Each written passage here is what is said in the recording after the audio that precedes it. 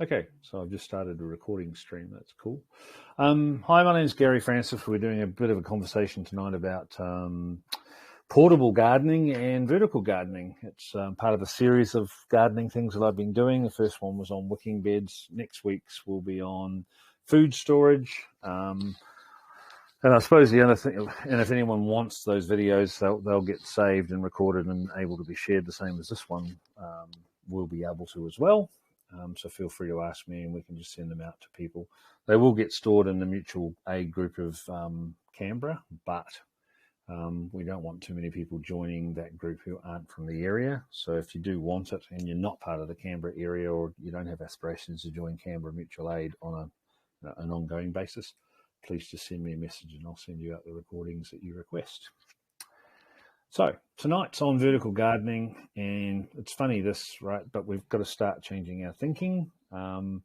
So tonight's content's just going to be this slide that I'm going to show you now. It's very, very simple. It just helps to frame your mind. And then all I'm going to do is walk through a number of photographs in my backyard, which will probably bore my brother immensely, and he'll leave early. So let me just sort of frame it for you, right? We think of length normally, we think of width normally, and if you put your mind's eye into a garden there, like your community gardens or even your backyard, you can clearly see that that's pretty normal, right? And everything grows out of the soil from length and width, and up it goes, and we reap and harvest what we've grown. Vertical gardening also says we need to recognize the vertical height that's above the garden, or because you've consumed that land area there in garden, that there's all that wasted space in the vertical height above your garden that's worth considering. You've got to be a little bit careful with it sometimes, because you don't want to block all the shade and stuff off your garden. Can someone who's got their mic on please go on mute? Somebody's got the mic sorry, on. it's probably me. Yep. That's okay. That's it. Thanks. So vertical gardening, let's use the airspace above. Let's not just think length and width, right? Let's plan our garden out, or our growing space out, knowing that all that height above the garden can be used. And I also did this as well. If your garden was close to an edge of a wall, you could take advantage of the vertical height going downwards. Thinking three-dimensionally rather than just width and length is really important. And there's no end when you start going up with your thinking into 3 dimensions of what you can get away with.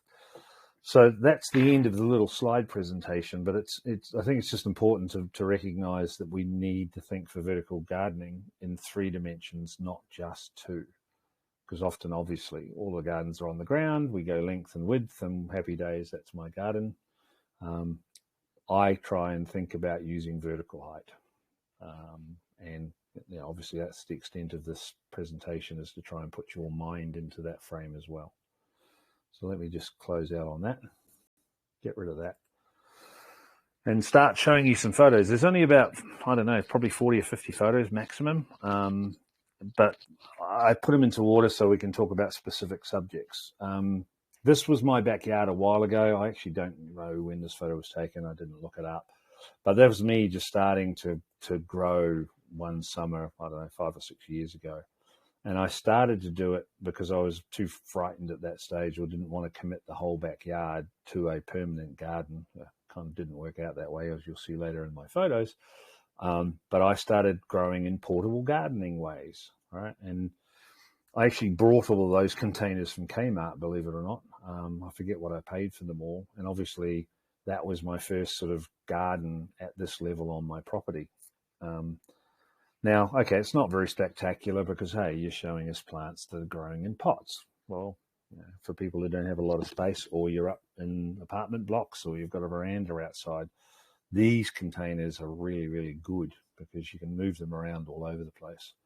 I've got a little blue hand trolley at my place, and that's probably done about 50,000 kilometers around my property, moving these guys all over the place. So that's what I did in my first summer of portable gardening. And I progressed a little bit probably a bit of an understatement, that one now, when you'll see the later photos. But if you're in a tight space, and I'll show you some photos of those things in use in my property in different ways.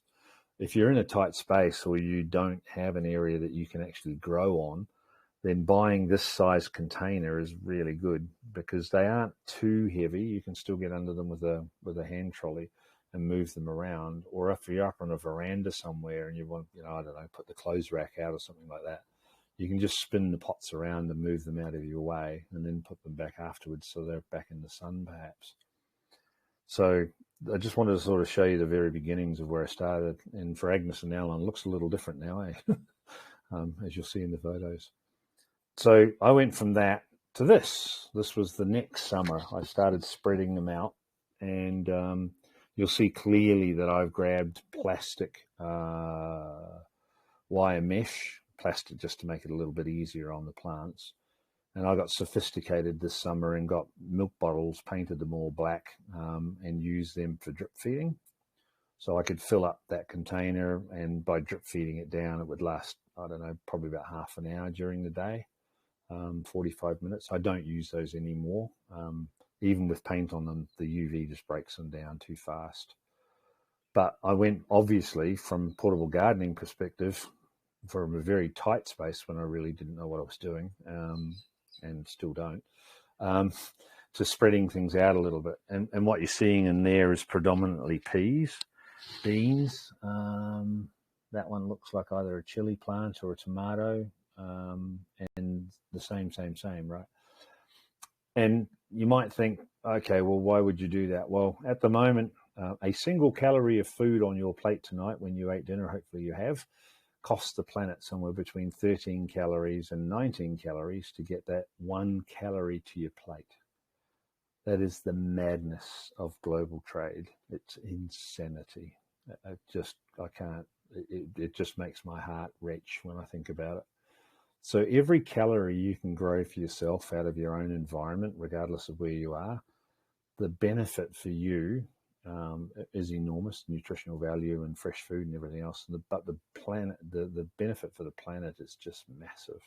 It's huge if you can start to think about your world and seeing yourself doing this.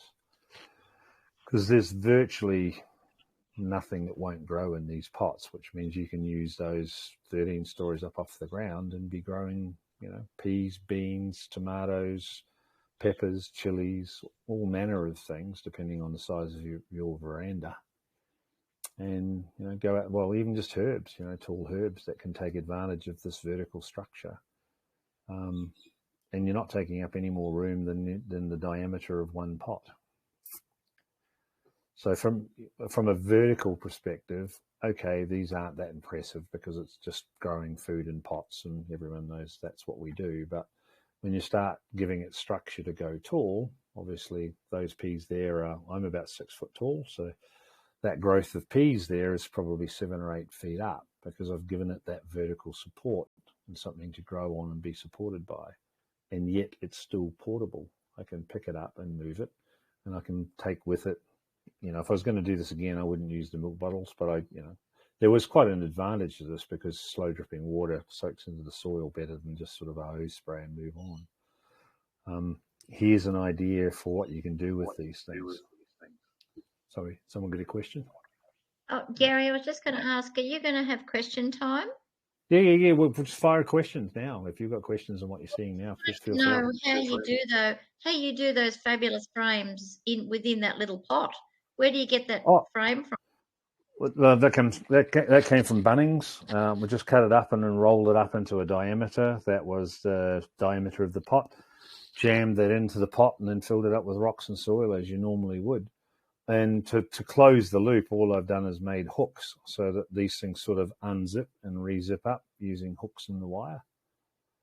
So that plastic frame just came from Bunnings. It's they'd sell it as chicken fence or whatever, but I like the one that had the plastic on it just from the plant protection perspective. And I did this probably 5-6 years ago at this level, and then the plastic coating on that stuff's still good today. I've got some photos. I'll show you how. Like a bucket size or smaller than a bucket? No, those are bigger than buckets. Those are, how big are those, Alan? They're 20 litres? I think they're 20 litres or 25 litre bucket pails. Yeah, 20 litre pails. Yeah. The tradies aren't allowed to use it. Sorry, Al, go. Yeah. Sorry, I was just going to say that the tradies aren't actually, the retailers aren't allowed to sell these pots fill anymore because they're deemed to be unsafe because they're too heavy. So I found them in Kmart. And if you ask me what I paid, I honestly don't remember what I paid for them. It would have only been a few dollars each. So does that help, Beryl, yes, with your question? Yep. Yeah. Right. So I formed them up roughly to the right diameter on the ground, cut them, I worked out the diameter of the pot, cut them in horizontally and just rolled them up and stuffed them in the pots. If I may for that, Gary, if anyone knows someone who has a restaurant, quite often they get food quality ones. Yeah. That can be easily reused. Yep. Yeah. And if you follow the wicking bed one that I did last week, each of these could actually be turned into a wicking bed as well.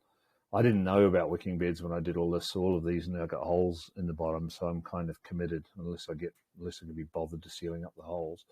These are growing as conventional pots. But if you're up in a veranda and you didn't want to stain, like as a tenant or whatever, you didn't want to damage the veranda, I'd turn these into wicking bed, sand, water in the bottom and soil on top. It's just a smaller version. So if you didn't want the water running out of the bottom, then just turn them into wicking beds. Who knew? But let me show you how I use those now a little bit. These are more detailed photos, just showing you the same thing, basically. I'll put little taps on these hoses so that you can control the drip feed as well. You just pour out of the container and sort of, not being in use really quickly, especially in our heat. And, plants kind of thrive, right? So if you've got a reasonable sized veranda or anything else that's not traditional garden, well, it was fun that year because you could walk down the rows and pick fruit or pick the vegetables and things, literally surrounded by a vertical garden.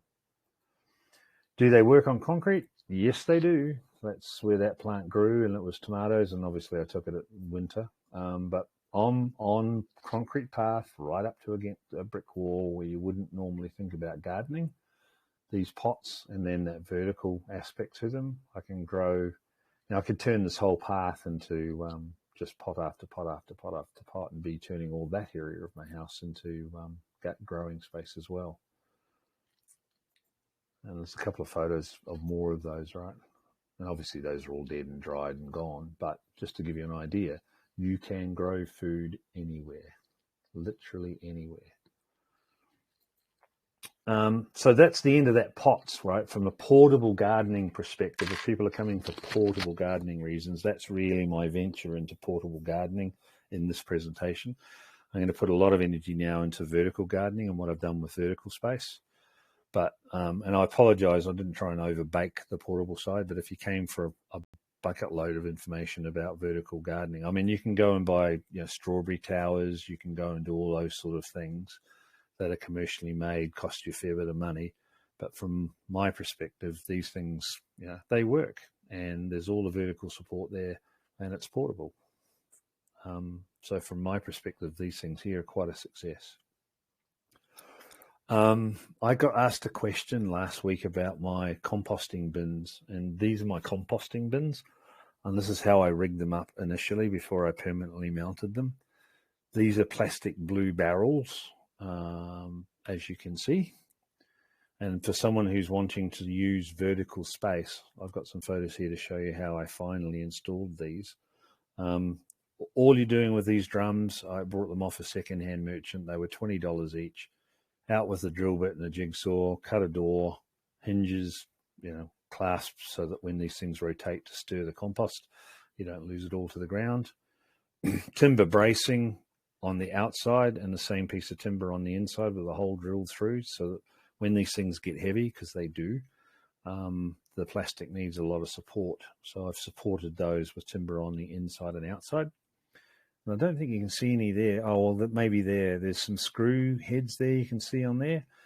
I've mounted pieces of timber like a concrete mixer paddle in the inside of a concrete mixer, so that when you spin these, the soil and the compost and material that's breaking down hits those blades and is forcibly then turned over. But really cheap, right? And functional, clean and tidy. And yes, the compost's off the ground, and but I mean, bacteria in there goes fine. The worms in there just thrive because you're composting food, so they love it. But from a vertical space perspective, this is what I did with those. Right, I mounted them on top of each other so that rather than just a compost bin take up remember that first slide I showed you with the width and height, the length and width thing, thinking width and length, I would only end up with one compost bin there and one there, and I wouldn't have doubled my composting capability by thinking vertically. Could I ask a question, Gary? Yeah, sure, go. You mentioned the worms did well in there. You had to introduce the worms, I take it. Of course, yeah, but you just dig a bit of soil out of your garden, or put some hessian mat down, and the worms will they love it under those things. So, yeah, they are isolated off the ground, and you're not going to get natural influx, but I'm not going to get natural pests in here as much either. And as long as you keep, you open up that door and spray a bit of water around now and again to keep the stuff moist, the worms just go nuts as they would normally do in a compost bin. But the vertical height thing is what I want to show people, right? And obviously I've put in some great big metal poles in here and concreted them into the ground to take that. But it's worth it from where I stand, because I'll show you how much more I went vertical in my thinking just in this area of my garden alone. So yeah, it's a serious infrastructure. It takes a bit of labor to make this stuff happen. But I'm doubling and tripling my vertical space all the time. Gary, why do you need so many compost bins? I'll show you some photos, and the answer will be self-obvious to you. Just, I have a lot of garden. I need a lot of compost. Let's just say that. You'll see it in some of these photos coming up. But I compost everything. Green waste bins. They are a waste. They are green waste. You are wasting good green organic material by using those things. I compost everything, all my cuttings of all my trees, everything. I've got a mulcher, so it cuts things into like 25 mil length segments. It's, you wouldn't want to put your hand in there. It'll chomp anything. So I compost everything. I don't throw away hardly anything green waste at all. Only some big sticks now and again that I can't sort of cut up and reuse. But thinking vertically, not just length and width, right?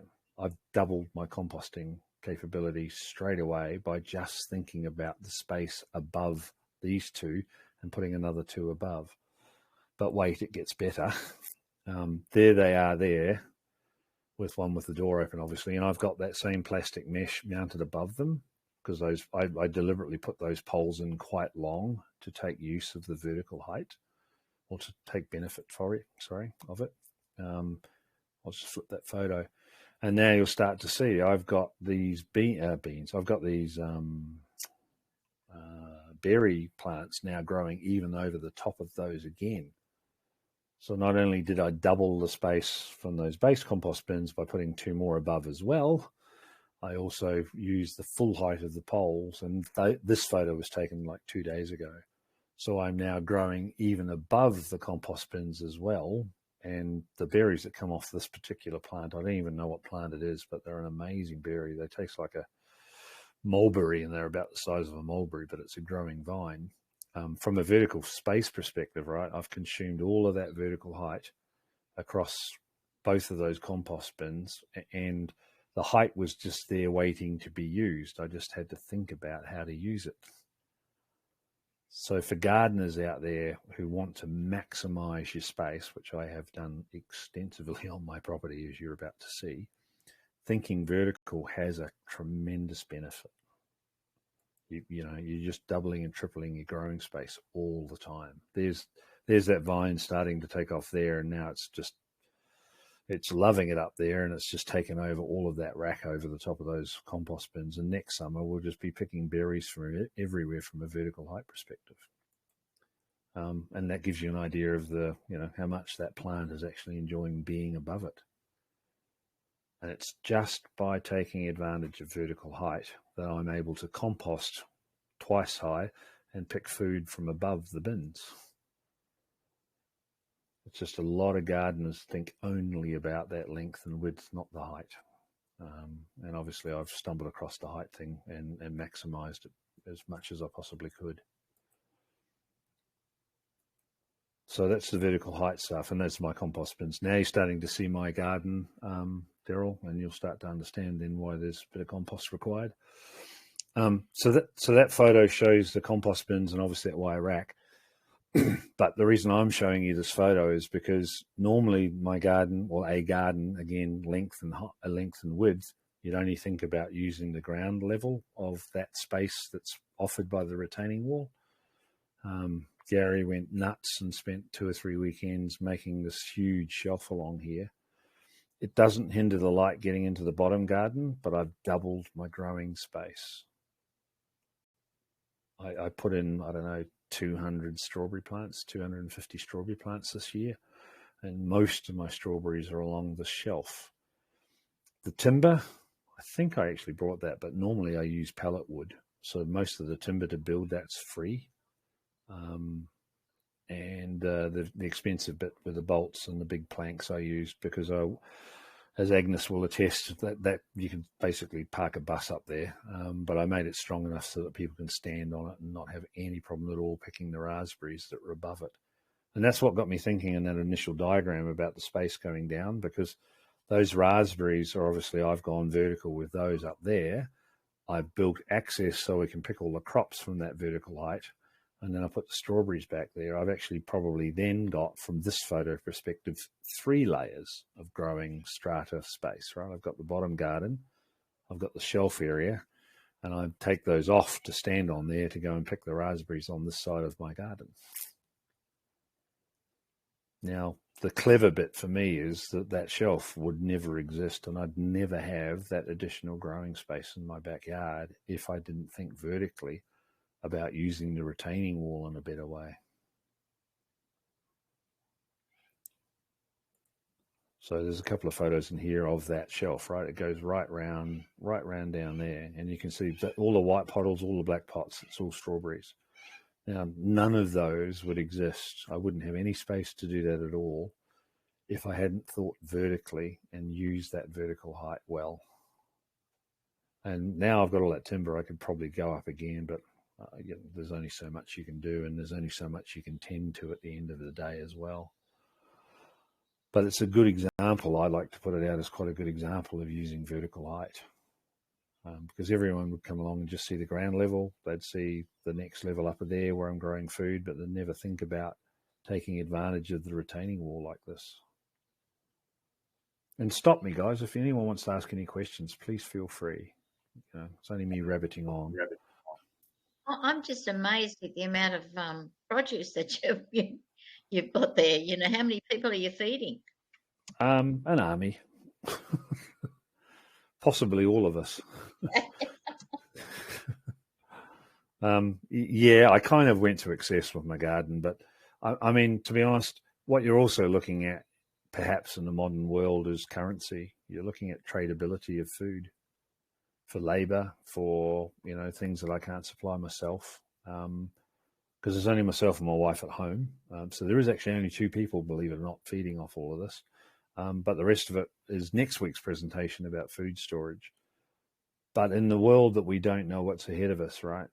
Yes, I have an abundance of food, but that to me is currency, and it's also just a blessing to be able to give food away.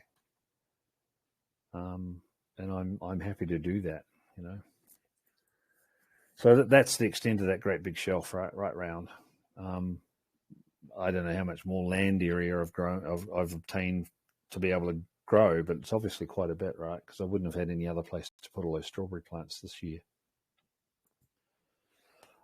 Those black pots before that I started with, In Australia, they get too hot. That was one of my learnings. So if you guys are making notes, it's worth buying some scungy, cheap well, there's no such thing because Bunnings charges such a fortune. Paint's like liquid gold. But anyway, it's worth painting the pots to keep the heat out of the soil. So the big tip from the first photograph that I showed you when they were black is that I went through this winter and painted every one of those pots. You can actually buy an etching material, so you can just paint on this etching material, let that dry, and then use any paint you like on the pots, and it will stick to the etching material. It's kind of embedded itself in the plastic. And the whole objective there... Yeah, go, please. Oh, no, that's okay. I was just going to point out a little tip. Nearly every paint supplier has mistints, where they've done a paint for somebody and it hasn't turned out properly, and they seriously discount the mistints.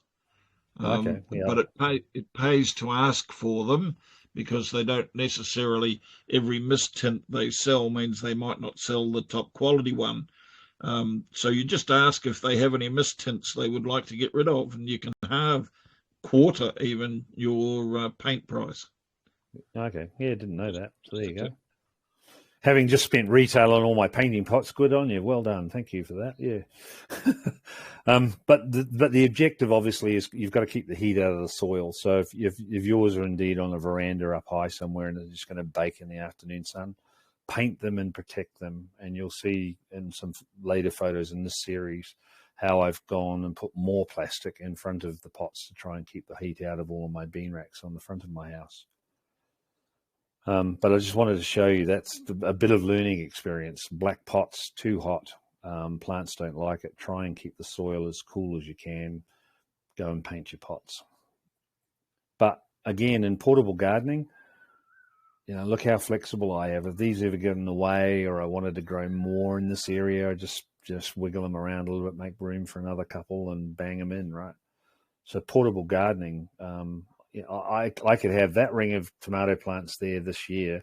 I could double that and put the same pots down this pathway, and actually you'd walk to the clothesline, fight your way to the clothesline through nothing but tomato plants.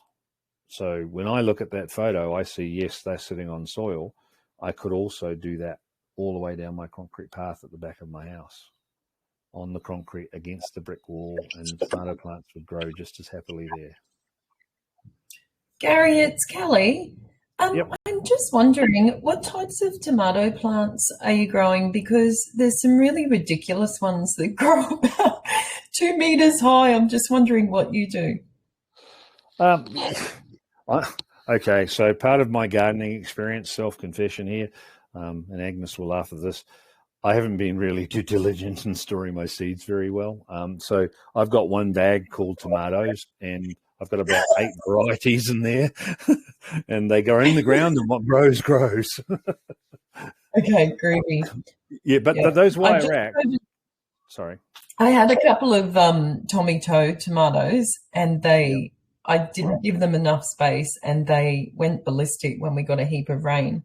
And they were just they probably didn't do so well, because then I was struggling to kind of stake them and provide them with a bit of structure. I didn't want to tell tomatoes how to grow, but it seems you have to. Yeah, you do. But see, what you're looking at there, the top of that wire gauge, because I brought the roll of really wide stuff from Bunnings, so that's probably about 1.9 meters high. They're quite tall. Well, no, hang on. That's probably about 1.9. Yeah. So that, and that's all the structure. That's all the support that tomatoes, beans, peas, all those things that shoot up. That's all the support they need, right? So you just push them back and let the wire sort of encase them as they're growing up, and they're fully protected against the wind. So if you were up high and they did get a bit exposed, using this rather than stakes, they get tremendous support. Yeah, I love it. Thank you. That's all right, no problems. But yeah, just, from a mind's eye, here's a way that I could use width better, right? I could just put another row down there. I'm sure my wife would love that. And grow and double that growing space again. So let me just carry on. It's the same photos. It's, I don't know, beginning of summer for those, because those tomato plants are a bit better now. So does anyone, because I'm about to jump into another area of my garden, does anyone have any questions about the the strawberry shelf and what I've done with these pots and how I've configured them now? Okay. No, I'm good. Yep, cool. Next section, vertical gardening one, and there's actually quite a lot in this photo, right? I'll start with this back shelf here. This is what I call the mint, because those pots have all got mint in them. But they're up in the sky, because I built a shelf, and my actual mint is a row of pots down here and a row of pots up in the sky. You never put mint in the ground unless you want mint to grow absolutely everywhere. So lesson learnt. It took me 2 years to pull my mint out of my garden. And I only grow it in pots now. But again, right next to my compost bin, I've doubled the height of my growing space at this level here, and built a shelf above the bottom ones. So instead of 4 pots only down here, I've now got 8 pots of mint. And that means, like, I've got chocolate mint, lemon balm, normal mint. Agnes gave us some other mint the other day, so I'll be putting that into my mint. It's just what I call that area of my garden. But it's a vertical height approach, right? If I was only thinking width and length, I wouldn't have another shelf above.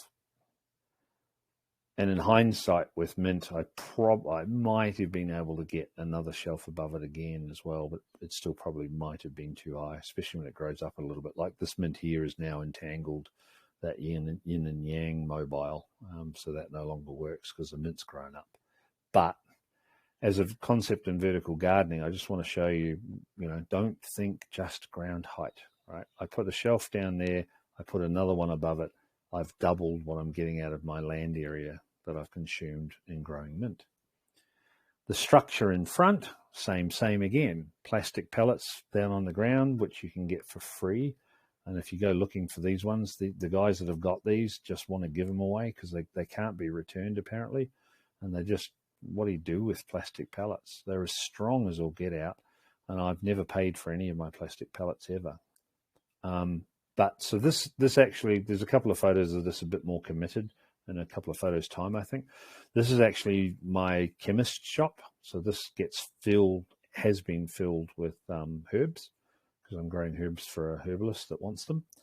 And to just from a cost perspective, all of the main structural timber here is all free pellet wood. So I've pulled apart pellets and I've reused them, configured the way I want to.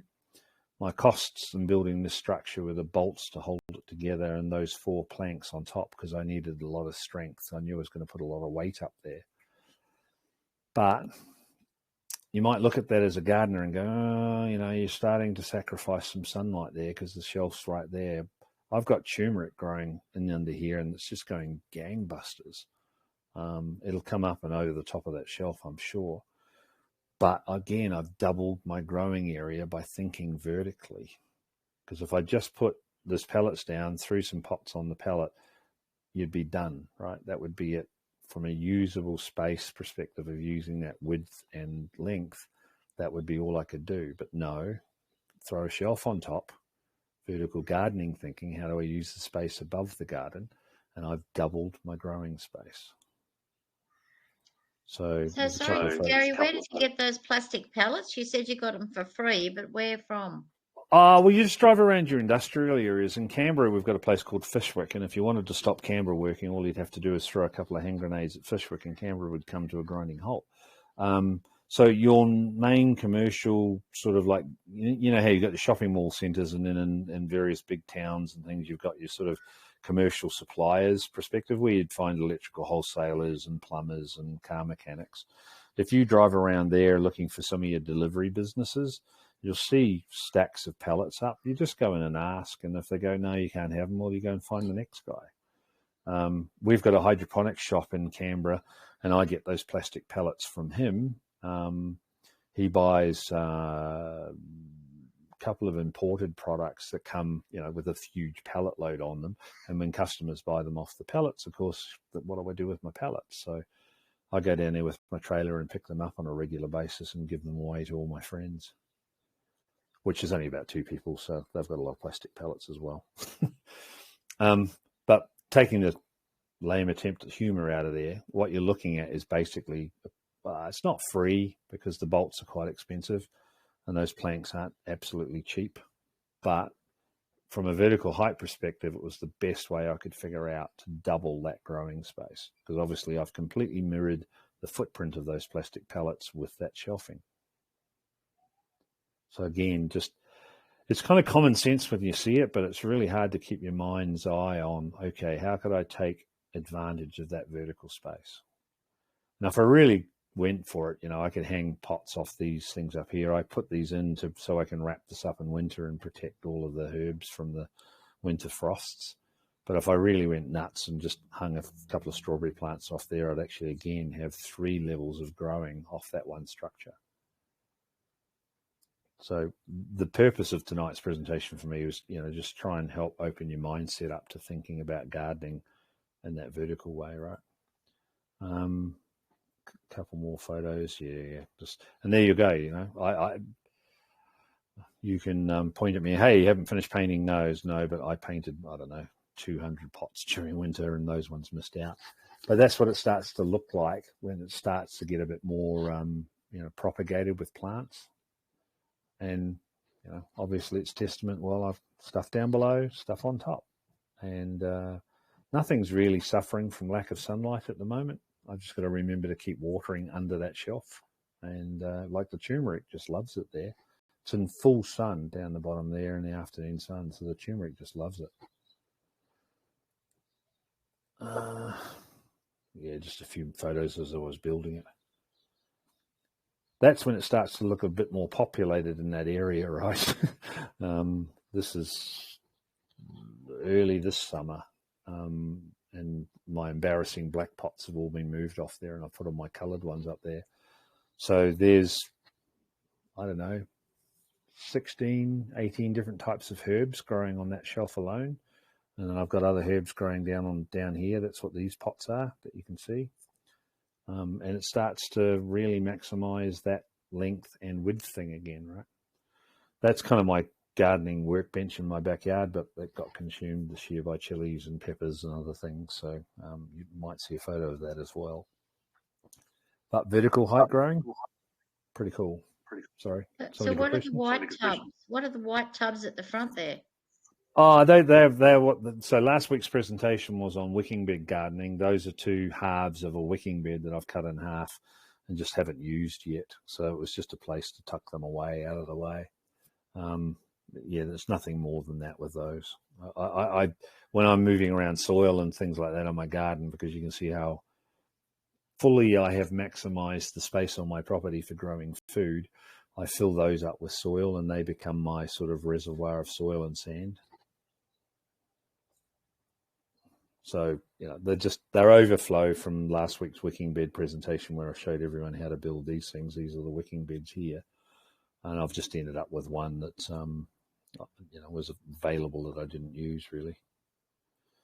So let me just jump in. Okay, so that's the end of the back of my property. I'll take you to the front of my property because maximizing growing space like this wasn't enough for me. I'm a little extreme sometimes. I started looking at my front yard. So hang on, before I go on, is there any questions up till now? Okay, I'll jump on then. This is the front of my house. It faces west. Those bricks turn into a sun-baked night store and pump the heat into my house during summer because full afternoon sun facing west just sucks. And I was looking at all that energy. I didn't really want to destroy my front lawn just to try and keep it a little normal out the front of my property. So I came up with these bean racks, and you've seen the famous wire plastic thing that Gary likes to use. This is exactly the same. But what I've done is I've built up, obviously using, I think this is 25 mil plastic pipe. I've built these bean racks that pull apart in about 10 minutes. Literally, I take them down every winter. And I just haven't glued here and here and at the top and the bottom so that actually breaks in half in its length. That half there moves away and you end up with 2 separate sections, and then they can easily go up next to a fence and be stored during winter.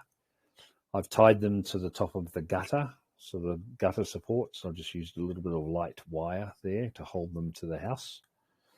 And, oops, out of order, sorry. That one was out of order. So what am I going to do now? Let me just see if I can go to those photos so I can continue doing the same thing for you.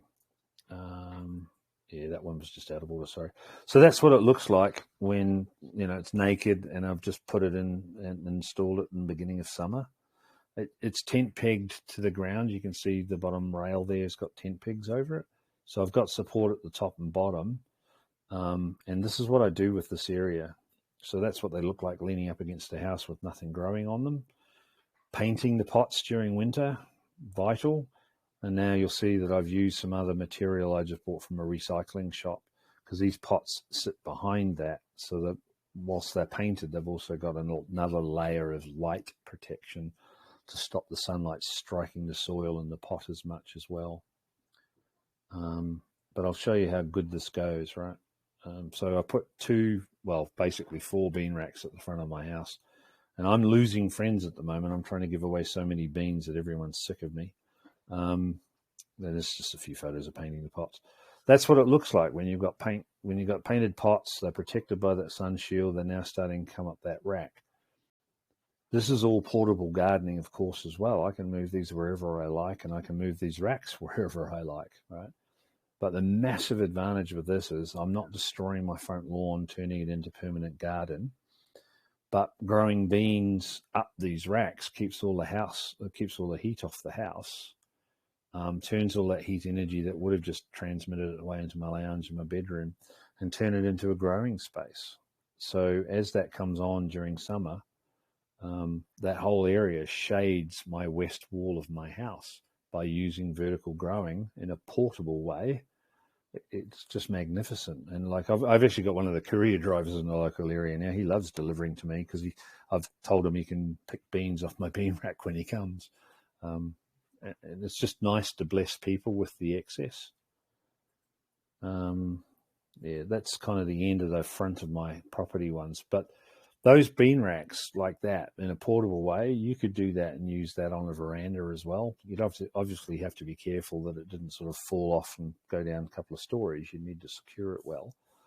But if you're in a situation where you want to grow something and keep, use the heat energy and keep some of the heat off your home, here's a brilliant way of turning, here's a reasonable way of turning that into an opportunity to grow food. And if they were wicking beds, they'd leak. There'd be no staining on the finished material, like on the concrete or whatever, because the water would stay inside and wick up through the soil, right? So it'd be really, really clean as well on a landlord's property. Can I come in again? There you go. I'll go and find the other pictures that I just did off. I'm kind of listening, so I hope I'm not covering anything, but what Gary does with those, of course, is they're fully take apartable. So in winter, when you want that front wall clear, of course, the beans are finished, and you just pull all the rack apart and put it all away until next year, and you bring it all out again. So it's kind of completely transportable, portable type of thing. Yeah. And the beans really struggle, as you can tell, right? I took this a couple of days ago in the hot time, which is why some of those leaves do look a bit withered. But look at the shade protection it's giving my house, and look at the heat energy that's now being used to grow food. It's huge, right? I took these a couple of years ago. This was last year or the year before, but just to give an idea of, you're literally pulling food out of thin air because you're using that vertical space. I think there's a couple here. See, that's getting a bit heat tied. I just took those to add some volume. But from a sun protection perspective, it completely shields the house. And I just take it down. It takes me, I think last year I actually timed it. It was like 18 minutes to pull both of them down and put them away. Ridiculously fast. And, close up of growing beans in a vertical space where you wouldn't think you could grow. And yeah, there's the pot fully committed and all the shading. Yep. Gary, it's Chris. Yep. With your pots and the soil that's in them, Do Yep. you change that like with your peas or beans? Do you change that every season? Yeah, because And what do beans are. you do with your soil? Do you recycle it or Yeah, well, now you're starting to go full circle. If you were here earlier about why I've got so many compost bins and things, so I'm recycling all the soil as well. Beans yeah? fix nitrogen, so you don't want to be putting beans into really strong soil. Beans actually like a little bit of lime sprinkled over the soil. They go nuts with a bit of lime. But Okay. you're right, the soil in there is a single use. I dig them out during winter because, not a lot's happening in your garden in winter. Well, here's indoor-y type things or undercover type things you can do. When I pull the bean racks down, I use my little blue hand trolley. I come out and take all of those out to my backyard, and I refresh the soil in them every year and wheel them back out next year. Okay. You might cover this later. I'm not sure where you're going. Yep. Potatoes.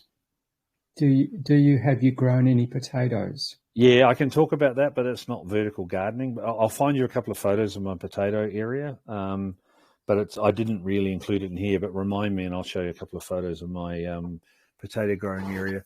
I get about an obscene amount, actually. I probably got 60 or 80 kilos of potatoes last year out of my little property, but they are on the ground. So I didn't have that as vertical gardening inclusion, but I've got some photos. I can show you the way I do that. And it's old fashioned. Our parents used to grow food when we were growing up in New Zealand. I just copied what they used. Well, my memory of when I was a kid and how we used to grow that food in New Zealand, I just copied it. Stayed in my head. Okay.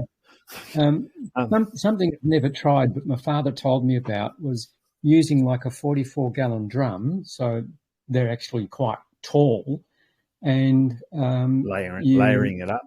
Yeah. Put cow manure in the bottom. Put your seed plants in the bottom, potato, and as they grow, you keep topping it up. Yep. So you use the whole lot as reducing your. Give it a go. Give it a go. I've done it with using car tires, but then the new car tires are so toxic that apparently all the chemicals just leach out and go to the soil. It works, but I don't know. I just committed horizontally at that point. I used length and width only and just grew them on the deck. I prepared the ground first, but maybe one day I'll get out and try and use a 44-gallon drum. Car tires, no, because of all the chemicals. So maybe a 44-gallon drum's a better way to go. You'd have to keep the heat out of it, that's all, because the metal is going to bake your soil. So you'd have to make sure the thing's in shade. Yep. Because you can see the length I've gone to here to keep the heat out of the soil, right? Yes. And I've painted every pot and protected. Yeah. Yep. And still they wilt every day because the soil is not in the ground. Yeah. So let me just jump back here. I apologize. I thought I had this all in perfect order until I go to present it, and then nothing happens the way I expect it to.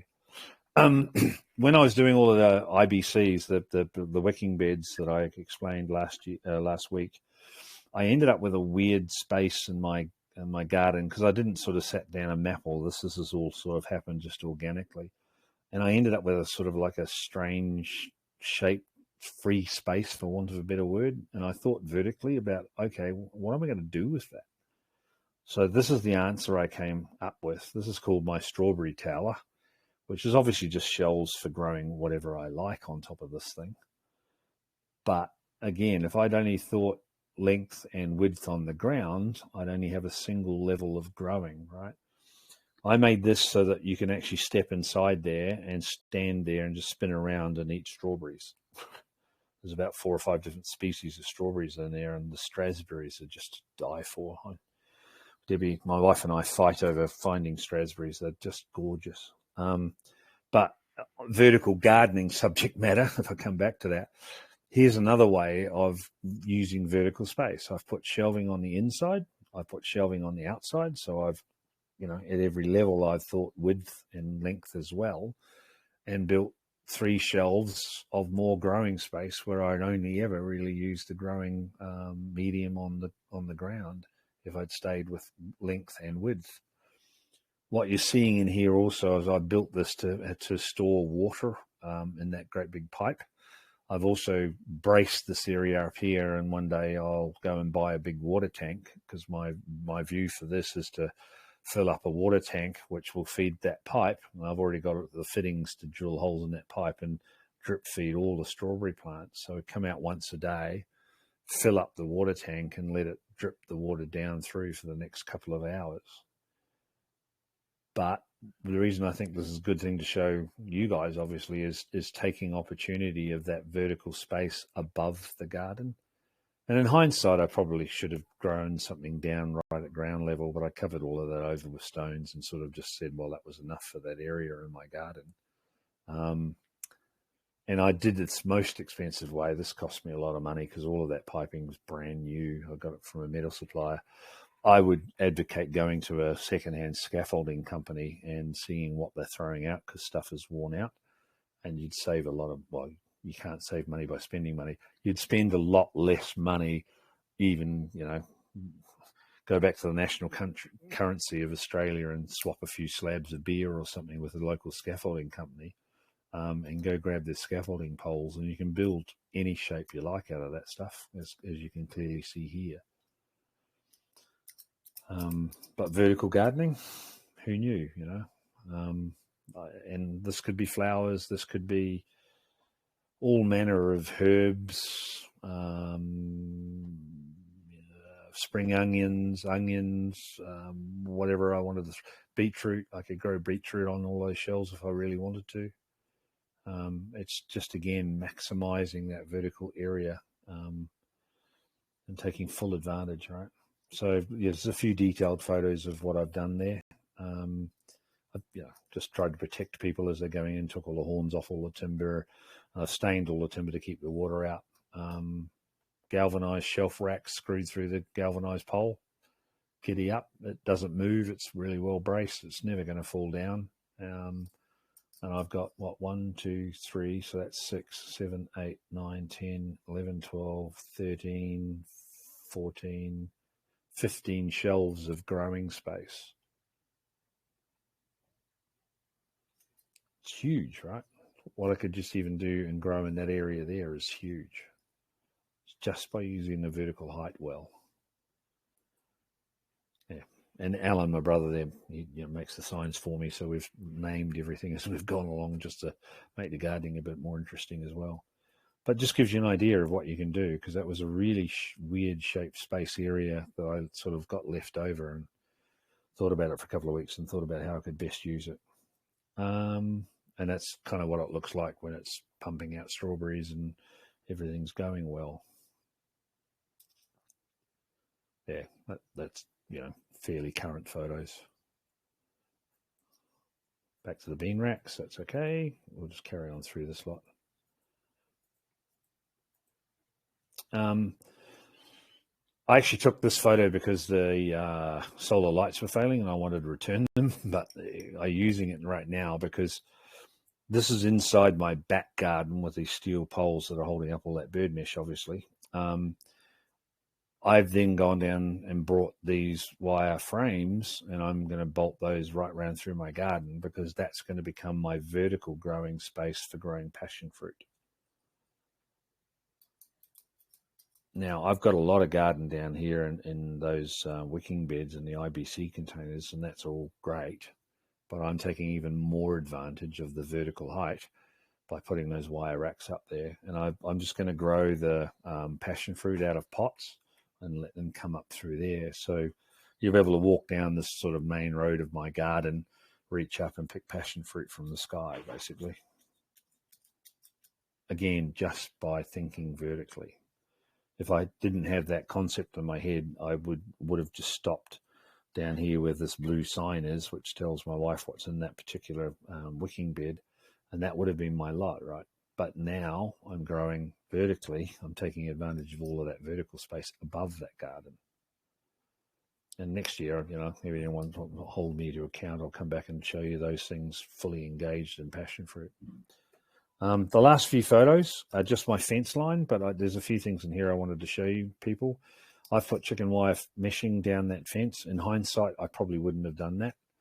I probably would have used star pickets and then the chicken wire to keep the load of all of the berries that are growing at my place off the fence.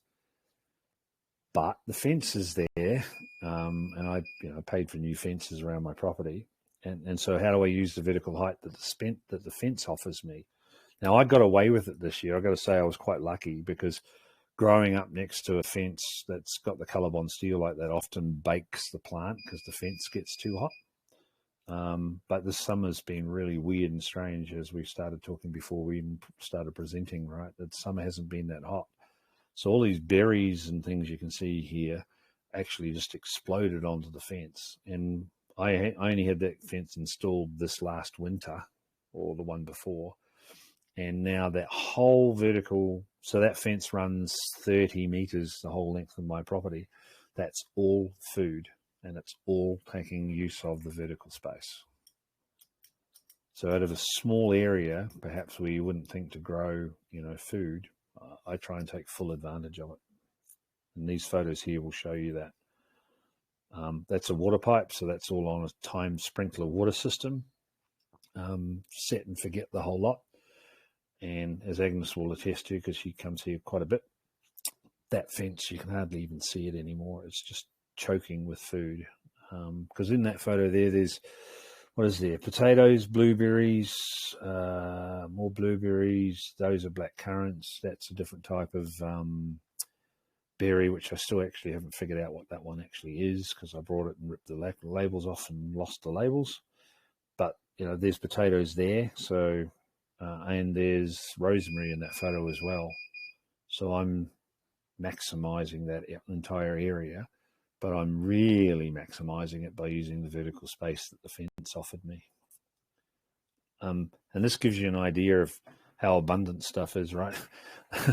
And I've included this for a couple of reasons. That's just thornless blackberries, but where's the fence gone? Because I've just maximized the fence. And you can see the amount of blackberries that are hanging off that. I can even zoom in a little bit, I think, here, and just show you how healthy things can be, right?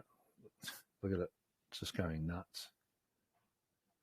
Just using the vertical space. We've just been away for the weekend, so we've actually yet to go out there and harvest all of these blackberries again and again and again, because we get multiple crops off them.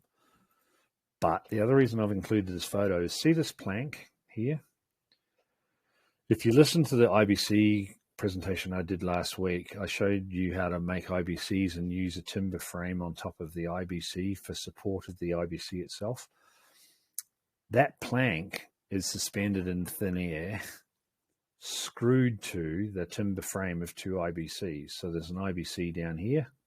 If you guys can see my mouse, yes, you can. There's an IBC down there that plank is resting on, and there's another one up here that plank is resting on.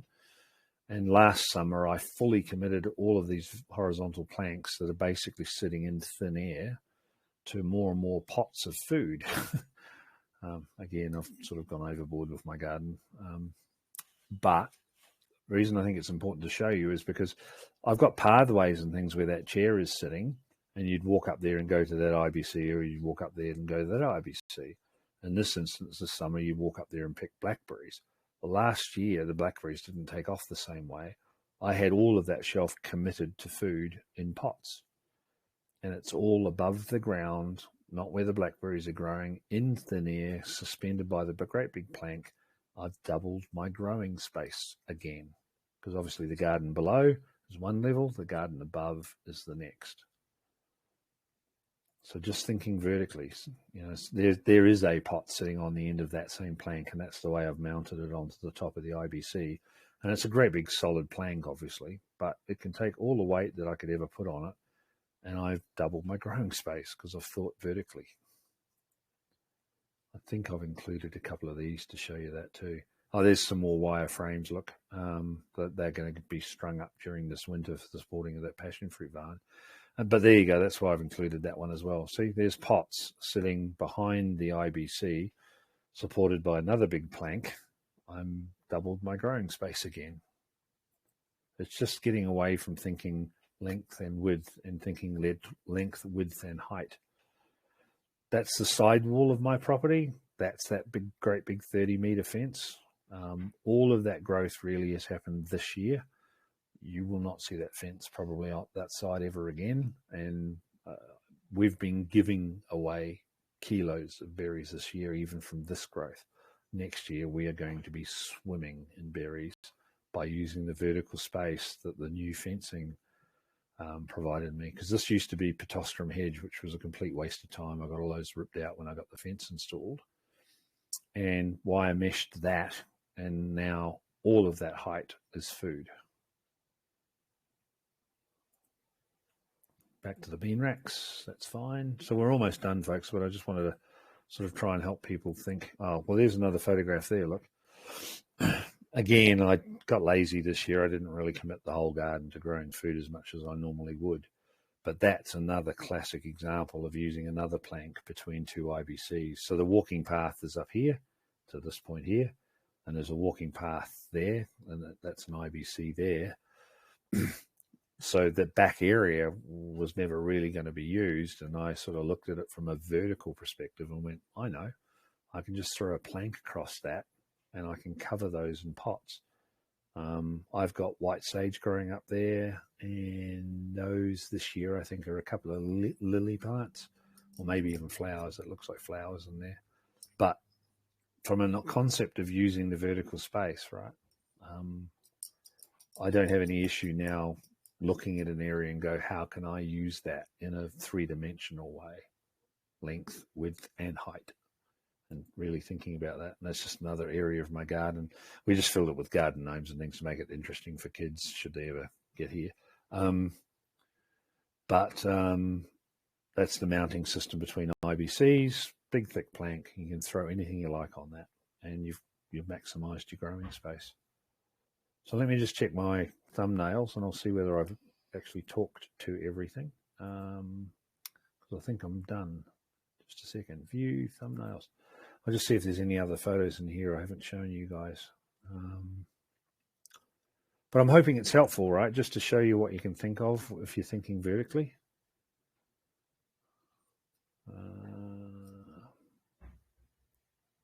Yeah, that's all those photos, but just let me drop out of here for a second. So has anyone got any questions? Because from a vertical growing perspective, this was a big enough topic for me to cut it and make it another presentation, because it turned, the other two presentations are a good hour long, and then to bolt this one on as well was going to be quite a bit of, you know, one of the presentations was going to be far too long. So hence why I broke it out and split it up a little bit. I'll see if there's any. So has anyone got any questions of me, or has everyone gone to sleep and got bored? I'm here. It's just a little overwhelming. That's what a fabulous job you've done. Yeah, this is what I was showing people last week, which was the IBC gardening. All I'm doing through here is looking for my potato photos. That's my bottom garden. That's my top garden. There's strawberry towers down that end.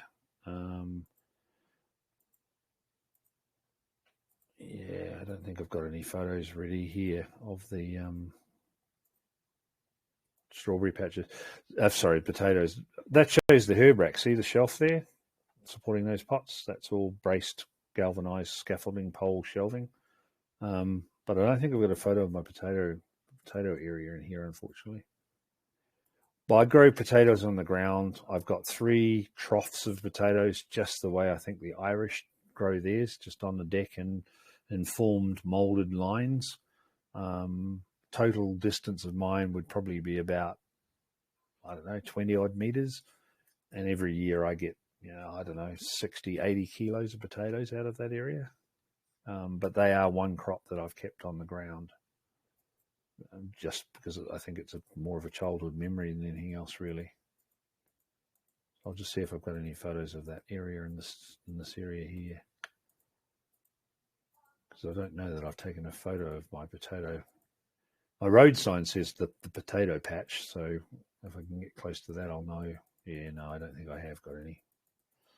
So no, the potatoes I haven't got sophisticated with. I've left them on the deck. So that's where I've only thought about width and length, not height. But folks, that kind of concludes what I wanted to show you in vertical gardening, right? I just want to sort of maybe help you thinking about space that you might be looking at to grow food in, and using it in a perhaps a denser way, I suppose, would be a way of saying it. Getting more out of the same land area by thinking vertically. So I hope that's helped. Anyone got any questions before I turn the recordings off? Or have I bored you all to tears now? Gary, it's been really inspiring. Thank you so much. I've got lots and lots of ideas now, and I'm pumped. Thank you so much. That's right. And feel free to circle back. I'm happy to share everything with everybody who's interested, right? Brilliant. You're in Canberra way? Yeah, I am. Yep. Excellent. Good. I'm in Newcastle. Okay. Yeah. Okay. Thanks. Yeah, Thanks a lot. That's good. So, yeah. So, this video will end up, well, very quickly now. It is now becoming